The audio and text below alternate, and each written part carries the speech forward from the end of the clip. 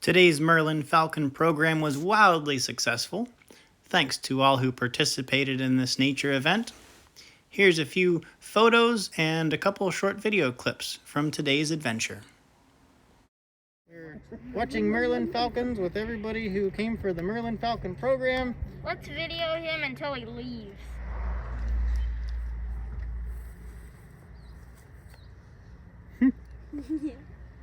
Oh my gosh.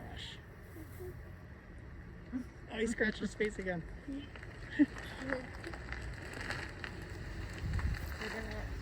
He's done eating. Now he's cleaning his beak. That's kind of like brushing your teeth if you're a falcon. Yeah. I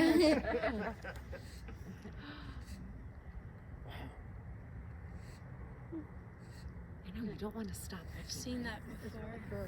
We were at a zoo once, and there was like an eagle, and they caught a bird, and we came through, and we were watching it, and they did that.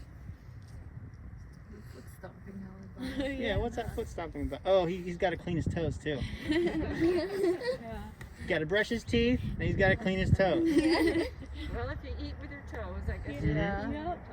It's like washing your hands, right?